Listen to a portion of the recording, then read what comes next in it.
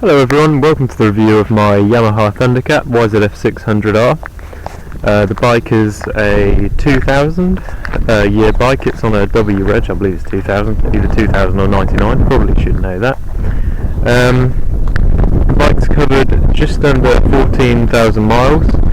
I've owned it now for about 3 weeks and thought I'd let you know how I'm getting on with it. I've just come from a FZR400, that was my other bike, and this obviously is 600cc, it's got a lot more power. I didn't realise how big the jump was, but really when you open this thing up it does fly compared to the 400.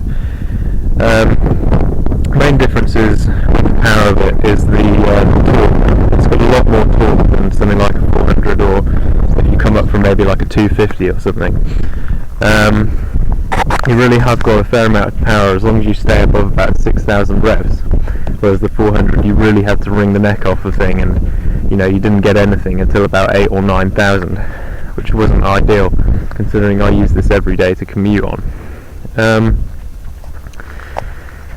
Main differences are obviously, you look at the thing, your bars are very high, foot pegs low, quite low. It's quite a sort of upright seating position, which initially felt a bit odd, but once you get used to it, it does sort of give you some confidence to just sort of flop it into the corners compared to a more sportier bike, maybe such as an R6, which almost feels like you're fighting it into the corners. For the riding I do on it, which is mainly commuting, it is a lot more comfortable. I don't get any of the sort of wrist ache or anything that you might get with the usual sports bike, which is, when you're using it every day, it really does make a lot of difference. And getting to college without aching wrists is a luxury that I'm not used to, but now I am. So I'll let you have a look around the bike.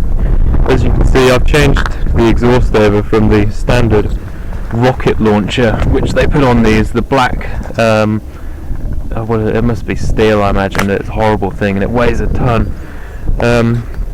That's a Delcovic stubby can, 200mm long. It's a nice looking thing, quite loud, but it's alright, I get on with it. Other things I've changed are I've put some crash bungs on it, which hopefully won't come too handy, fingers crossed, although in the past I've got through a few of these, which is not great. Yeah, it's all standard. It's got it's got braided brake lines, which make quite a lot of difference. You don't get any sponging on the brakes. I recommend you do that because originally they are pretty crappy, the rubber hoses that you get.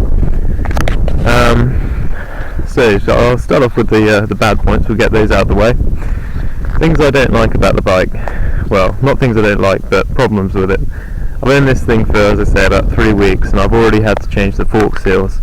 These notoriously spit them out very easily. I don't know if you can see there. They're okay now, but I had to do a full fork rebuild, which wasn't too bad on it, but because it's a cartridge fork, so it's a lot easier than other bikes which aren't cartridge forks. But still, it's a bit of a bugger of a job, and if you can get one which hasn't got broken fork seals, that'd be better. I can't really think of any other bad points to it. For what I use it for, which is commuting and the odd Sunday morning ride out, it's been perfect. It's it's got enough power to keep up with most other bikes. The person I mainly ride with, he rides a Aprilia Melee, and I'm not going to tell you that this is faster than or can even keep up with if he was to really crack it open, but for the way we ride, it's easily competent. It's when you get it in the high revs, I can stick with most of the bikes. It's no trouble at all. It's about 100 brake horsepower and it weighs, I believe, just under 200 kilograms, and it's easily capable of doing sort of 145, 150, and acceleration that you're fighting the front wheel down when you really crack it open, so it's easily quick enough. I think it's a great looking bike. I've never seen one in this colour scheme before. Most of them are just red and they go straight into black. I don't see many of them which have got white on the tank either. Yeah, so I don't know what that's about. I haven't seen another one the same, but I think it looks fantastic personally. Sort of like reminiscent of the old R1 colours. I mean, that's about it really in terms of positives and negatives. I mean, you just got to sort of ride the thing and see how you get on with it, because it depends where you come from. You come from a sports bike, you're probably going to find that it's very spongy and a lot different to perhaps what you're used to. And I mean, it's not a track bike. You have to appreciate it as a sports tourer. It's set up like that. It's very soft suspension compared to most other things, but it is capable of taking most corners. And, well, probably it's a lot more capable than you are as a rider, put it that way. I'll just start it up for you now so you can hear the exhaust on it.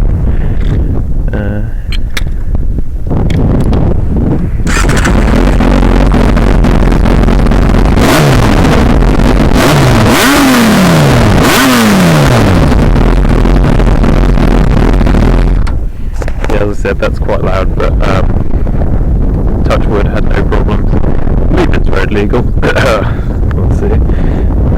Yeah, I mean, all in all, it's a very good bike. Things to watch out for, mainly fork seals if you're buying one, but you can pick up a nice tidy example for not a lot of money. I mean, this, as you can see, is fairly tidy, and cost me 1,750 quid with just 13,000 on the clock. Yeah, recommend it.